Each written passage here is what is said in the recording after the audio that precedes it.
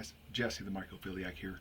So today is day one of building a $1 million mushroom farm, and I want to bring you guys with me.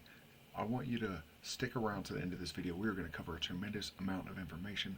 We're going to go over to Mycophiliac LLC, kind of business plan I put together just to share with all of y'all. All right, so we'll start.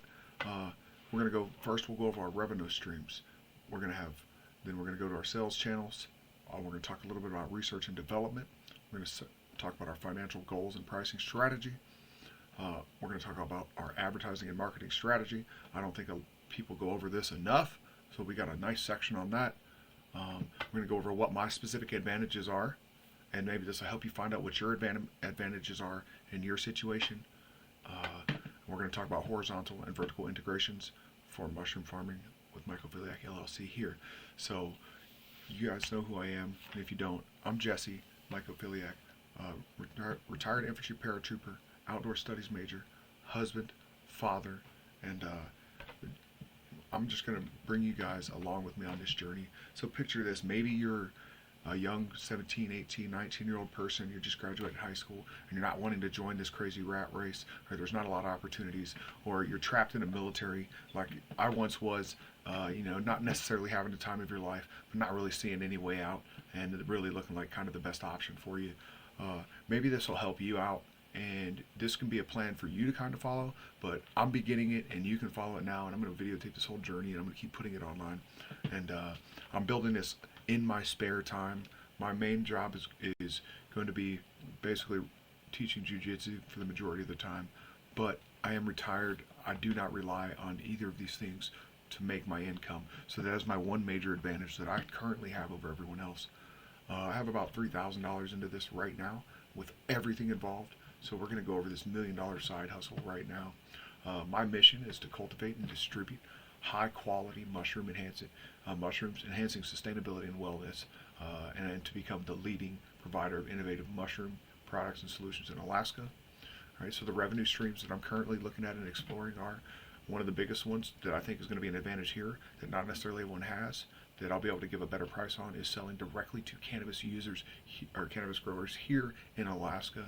I'll be able to save them tons of money on shipping, especially if they're buying in bulk, and they'll actually possibly be able to do synergistic grows of blue mushrooms, blue oysters, pink oysters, king oyster mushrooms for the highest CO2 output that they have in those mushrooms.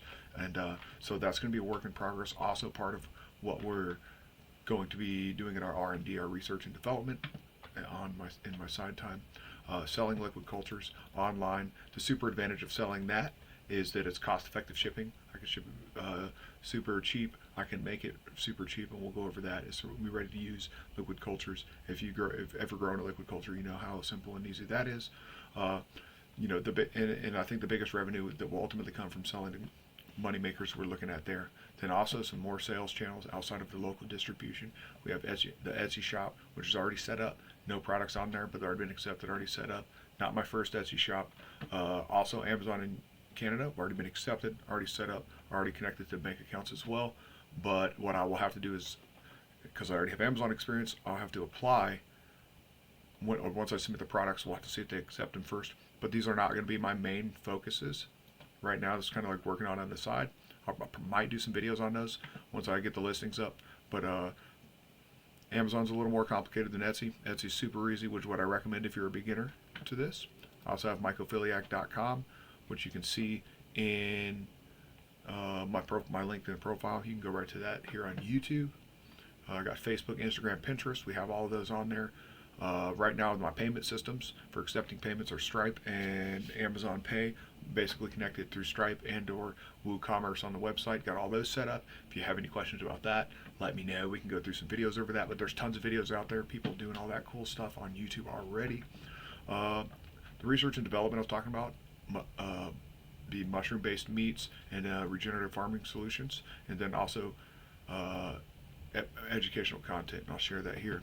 So the financial goals and the kind of pricing strategy I'm sticking with right now is I want to keep wood pellets below 40 cents per pound, mushroom bags under 40 cents for 5-pound capacity bags for the mushroom bags, substrate grain, which is like the popcorn grain, the birdseed grain before I do the transfers. I want to keep those costs under $1 a pound, and or around 20 cents per the amount that I have to put into a fruiting bag, which will keep the bag under $1 per actual bag, not counting labor and whatnot. Liquid culture syringes, I'd like to make sure I keep the syringes under 50 cents for the syringe and the 18 gauge needle, both together, which I'm currently doing just using Amazon. I'm hitting all these prices. I think that in the 8x2x10 Ziploc bags are less than 2 cents a pop. I believe they're super cheap, but they're even cheaper if you buy in bulk there. I've already got those priced on Amazon. This keeps, like I said, this keeps the mushroom fruiting block well below $1.50. I'm currently under $1, and the potential to sell for $25 to $35, especially the cannabis growers in the area that are paying even more for some of those things. But these are prices not counting shipping and labor on my end or your end, so you have to add those for yourself. And that's currently it's costing me around 50 cents, less than 50 cents to make a syringe. And with these things that we have going, you can see all the price on Amazon. Even the links are going to be below in this video. So if you want to just buy the stuff and order it to the house, here's my marketing strategy, right? So the initial step is to just giving the stuff away. Like I've already been giving away blue oyster mushrooms to friends, giving away whole grow bags that cost $1. It's not a huge deal. And mostly, if I never even start selling or this never goes anywhere, I'm still going to grow mushrooms. So that's why being passionate about what you're doing and passionate about growing, I always have to be growing something. I know that after being married 20 years and being an adult. So being passionate about what you're doing is super huge, especially in this aspect when I don't necessarily have to do this and I can just quit at any moment. So you got to be passionate. Right? So I'm going to distribute the grow bags for free, helping create a community of loyal customers. Some of the R&D we got is going around some of that stuff and that we've already talked about, but I don't want to go too in depth about Mindful. But source financing, my savings, this is completely bootstrap side hustle. So I'm sharing the prices with you, being relevant, because I think anybody can do this in an area if you want to do it, if you have the attitude for it, if you're the kind of person for it, and you actually care about people, then I think you can do this. Like I said, my goal is not profit. Obviously, I'm giving this stuff away. I'm teaching everyone. My neighbor could do this right next to me probably if he wanted to. And but are they going to? Probably not. They don't have the advantages that I have of time and the know how to do all these things. So the platforms that we're going to do social media on will be Facebook, putting the same things we're putting on YouTube now, product demonstrations, customer testimonials, educational posts. I'm going to have people out there with me on videos and whatnot too. It's going to be super fun. You can see facebook.com, the Mycologists. If you're not following that page already, go ahead. I have a Pinterest website up already, and I thought I had the link here. I'm going to try to remember to put the link below. And I got the Pinterest up, and going here is Pinterest. You can see the kind of stuff, boom, got going on here. These link to the different websites I have, which we'll talk about in just a second. So I got an automated strategy going with that. Super cool. And we're going to go back to here. So I'm using a paid app that's like $30 a month. I believe it's Pen Generator, and that's super cool. I'm going to be doing YouTube, obviously. I had a TikTok that was just ballooned to over 7,000 people really quickly after quite a few videos, after very few videos. And one of them was the Joe Rogan, and me reacting to Joe Rogan and Paul Stamets, and they banned it for misinformation. And then when I appealed it, they denied my appeal and refused to reinstate the channel. So they deleted the channel, and they allowed me to make a new one. But so I'm not very excited about that. And also with the recent stuff going on with them, I don't want to put a lot of content in there. But yep, so that's kind of going to be the marketing strategy, is going to be that. Also, the marketing strategy will be Etsy and Amazon. And basically just having the products available on these places. Are going to give it brand awareness, are going to give it trust. And that's kind of the goal there, is using Etsy and Amazon for their trust and take the trust of the customers they have and try to get them to my platform, which is mycophiliac.com. Right? So we're going to also do Google advertising, Google My Business, get it into Google Map Packs. If you're not familiar with that, I can answer questions on it, but there's tons of videos that said, once again, on that stuff. It's where I learned all these things. Google ads, we'll run Google ads directly to the website. We can run Google ads to the business for different things that we want to do it there. Start with a small budget and do performance-based analysis. We'll have to do good ad creatives, nice short form videos, capturing attention, just kind of the way I did the intro into this video. That's not necessarily my forte, but I'm open to learning about it and or paying people in the future to do it. And like I said, I don't necessarily have to do this. And we're still in the phase of giving a lot of things away right now, just giving it out, seeing how things go in this. And I'm using my advantages to my benefit. So the content marketing strategy, which you can see that I kind of, in SEO through the search engines, would be Google search, Bing, Yandex, etc. And then, of course, getting things optimized on YouTube, which is like the second biggest search engine next to Google. And then I have created the main website, which is getting optimized. Just recently added, by the way. It's got very minimal search traffic, but it's gotten 2 or 3 clicks so far. And then we have mycophilia.org, which is doing pretty well. I created that marketplace for everyone to go share. Let me see. Mycophilia.org. I created that for people. They can go post their mushroom farms here. You can see I got Google hooked up to it. You can find it at your local mushroom farms. I've put a bunch on there already, and then a couple of people have logged on when I was running ads on the Facebook page and started putting their own farms up and whatnot. So that's super cool. And I encourage you, if you're watching this and you got your mushroom farm, to go on here and put your farm on there. Put a link to your farm. So all the search engine traffic going to this, these are people who are trying to shop local. Nobody's really trying to buy from Alaska. So, you'll be able to get your stuff on there, sell your products. This is for anyone. I'm basically accepting everyone. Just don't put a bunch of weird stuff on there. Ain't no illegal stuff either. I'm not going to accept that. But this is a free marketplace that I built, and they'll understand it. And that's kind of what that's for. So, and that helps Google and search engines understand about it. But continuing on with the Myco type brand here, we have mycomeats.com, which is where I'll make that, and it'll go in conjunction with my main website, but also it'll get the Myco meats, which is what the name of the kind of meat will be, like lion's mane type focused meat, and mushroom meat products. It'll share recipes and cooking tips, maybe make that a blog. There's nothing there yet. We got mycosoil.com, which I own these domains. Mycosoil.com will be for our soil and for regenerative farming. I also own arbuscular.com and the no-till-tea.com for the no-till tea methods for back when I was growing that legal beagle. That's why I have the tents left over from. So even when I'm doing the pricing and I say that I have $1,000 into the tents, it's realistically I bought these tents 2 years ago. You can hear the brand new All-American behind me going right now, which just makes me super excited.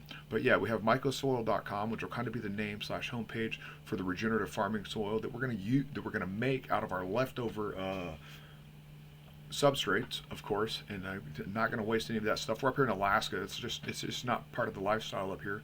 And mycelials.com, that's what I kind of want to name the online schoolhouse / provide more educational content and resources of what we're doing now, and as we learn through the journey. I think that's going to be another resource that we'll be able to add to. So I really like that. And then of course my one of the brand I started with before, when I was thinking about naming, the other name that I was thinking about naming, groups, webinars going, and ensure to get customer feedback across all platforms. Like, that's super cool there. So my advantages that I have are I have financial stability and flexibility, not really trying to brag or harp on that too much. So I can automatically reinvest any profits without issue directly into this. And then also I'm already investing my own profits, and I'm just sharing with my friends. I have the passion and the commitment, like I said. I have an experience in landscaping. I was a landscaper for over 6 years before I joined the military, and I owned my own landscaping for / lawn service business for 4 years prior to that. So I kind of understand the door-to-door customer sales, delivering on time, how to really get the customer satisfaction from there, but also know what it takes to run a business and meet some deadlines. So my military ethic and background, I did 14 years infantry and retired out of the non-commissioned officer academy. Actually, the last 3 years was teaching young soldiers how to be professional soldiers. And I did well there. I just got early retirement due to some injuries sustained, but I also followed on with my bachelor's of the arts in outdoor studies as an outdoor studies major here in Alaska. So I got a great look at the outdoors and the flora and fauna growing in the forest here, which is why you see me hunting for mushrooms all the time. And so, I believe that advantage gives me the discipline and really demonstrates that no-quit attitude. But also, I don't need to demonstrate it; I just have it. So that is my advantage. So my local knowledge and connections are also another one of my advantages. That if I can't assume that everyone watching this is going to have that. Maybe you're new to your area, you may not have that. So, but this could be yours. I think a lot of people have this, but I don't want to assume everyone does. But your physical location and climate, how can you use that to your advantage? Here in my basement, it stays cool, but it also stays pretty warm considering how cold it gets out sometimes due to the insulation in the ground, and we keep it heated upstairs.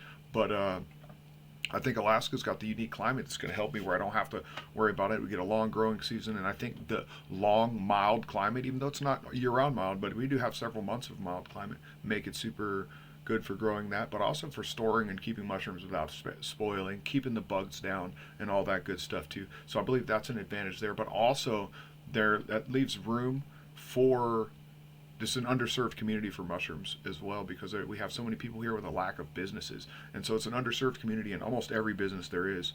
So here's the opportunities that I came up with. I've identified 5, I think, for horizontal integration that not everyone will have, especially if you live like in a city area or a super urban environment. But living in Alaska, there are some specific horizontal and vertical integrations, or specific horizontal integration I think that we have for wood pellet manufacturing, which is already a good possibility, good business in Alaska, which is underserved. There's, I think, only 1 or 2. I know Aurora manufacturing and whatnot. So there's the possibility to reinvest immediately in the wood pellet machine, the land and wood pellet machines to do that, and also the labor, if not myself, to automatically do that, to form our own substrates, but also, sell that if you want, sell those wood pellets, or even use those wood pellets for other purposes. But that would be a way to potentially.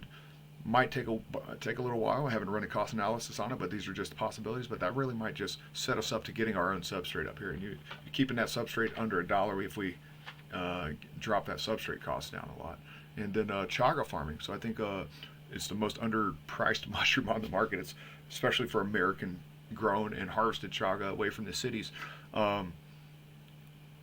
There's only one way to get that, and that's to go out there and harvest it. And a lot of times it's with a ladder. So I think the real possibility for profit there would be to invest in less than desirable land, which there is quite a bit up here in Alaska. Maybe it's swampy or boggy. And what's cool about that is that land during the wintertime will be covered, especially like muskeg land that you can get less than $1,000 an acre for some dense land up here. And you can ride on that during the wintertime with your four-wheelers, your 4x4s, your quads, and your side-by-sides, and you can get and harvest those. And if you're purposely growing it on your own land, you can plant it low enough, maybe you don't have to harvest it, but you'll also be able to go back and reuse that.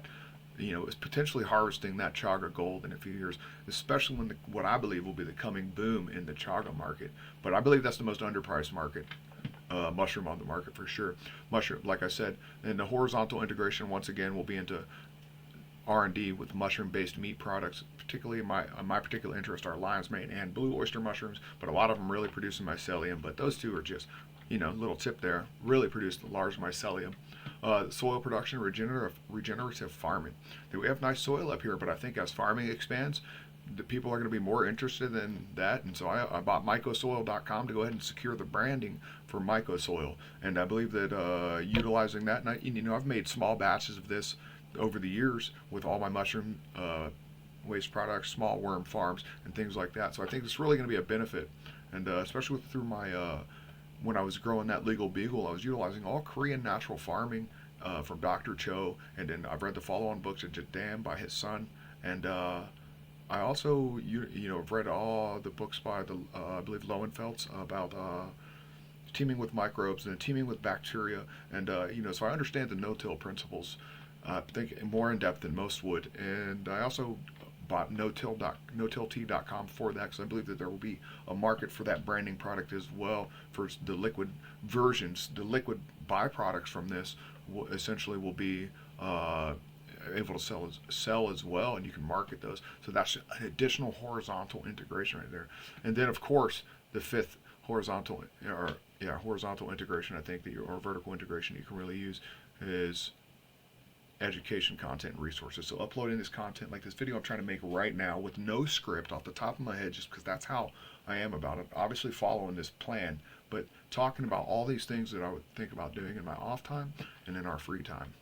And just graduating a couple weeks ago now, I have this time to think and really lay this out. So I wanted to share with everyone so you can follow along at home with us.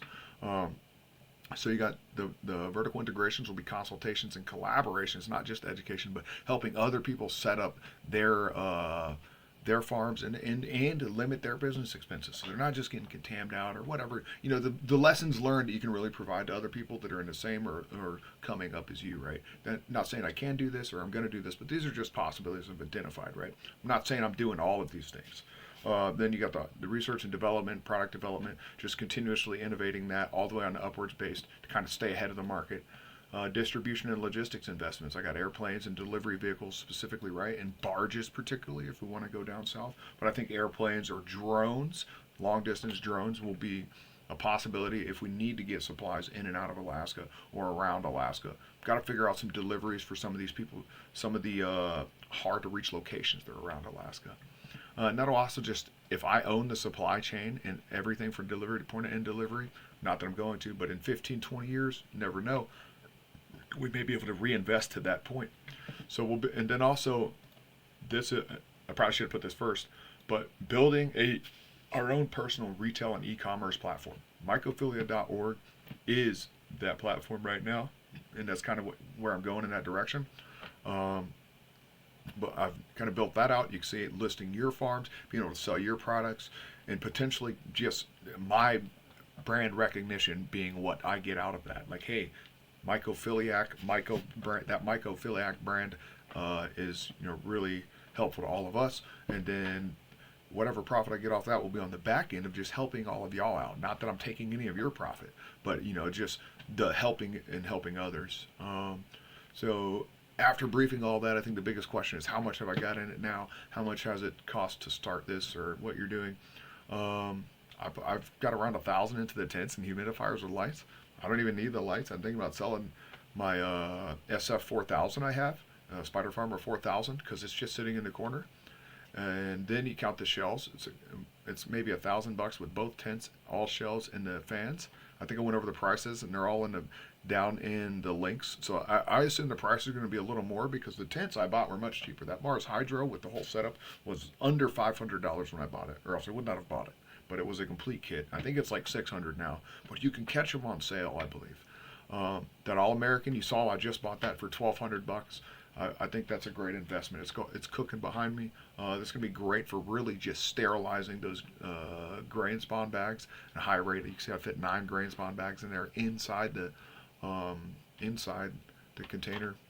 And then and that puts us around less than 25, but we're gonna go ahead and give it 2,500 with all the bags. You saw how cheap the bags were. They're $40, and then some of the couple of mason jars, and then the lids and all that stuff. So we're sitting at $2,500 or so, plus or minus, and then leaving another $500 in the chamber for building out the garage as a possible further fruiting chamber and venting that outside and building this from home. So I'm sure those are the questions, and hopefully that answers all the questions, but yeah, hopefully I can drop some questions down. So I'm going to give you all a little tour. I took a video earlier, hopefully that's uploaded to Canva, but I'm going to stitch it in here and let y'all see. We're going to go in here and take a look at this. And we'll unzip this. Probably should turn it on first. But just give it a look. Pretty messy in there right now. Been doing some cleanup. Been doing some substrate prep. Knocked over a couple of those petri dishes. Don't have anything in them. A couple of those up there have some wild morels in them. Have my birch sap liquid culture. I just did a grain spawn run with those. All my different liquid culture collections, etc. And then the HEPA filter, which keeps positive pressure in here whenever I want to come in. Lensfield Siller down there. Lensfield Impulse Siller. So we'll come over to the fruiting chamber, which is looking pretty good right now. We all peek in. So it's sitting at 61 degrees, 86% humidity, 4x4 grow tent. Second flush of these top 2 lion's mane here. Some king oysters over there. Starting to pop up. King oysters, I'm excited about those. Real big king in the back. Black reishi popping right there. You can see the nodes. I keep calling them nodes, but it's because they don't look like pittosporum yet. So maybe they are called pittosporum, but why they're little lumps like that, I'll call them nodes. Pink oysters are looking real good. Probably going to pop a harvest over there today or tomorrow. Blue oysters are getting enormous. Those are the these are the ones that did not go outside to fruit. These ones were not pinning, so I put them outside, and then they pinned after I put them outside in about 50-degree temperatures for 24 hours. But they also had a hailstorm hit them in the middle of the day, not about an hour after I put them outside. So there was chunks of hail down in the plastic there. Just, it was an insane hailstorm here in Alaska. So maybe that really helped it pop off too. But it's much smaller than that one, and they came to fruit chamber at the same time. Just sliced up all these blue oysters down here, brought them into fruit. So hopefully within the next couple of weeks we'll have pins there. Also blue oyster. second flush lion's mane right here on the second shelf here on the right side, and then 2 first flush lion's mane back there, and those were top fruiting in the bag, so I just popped it open and brought them in.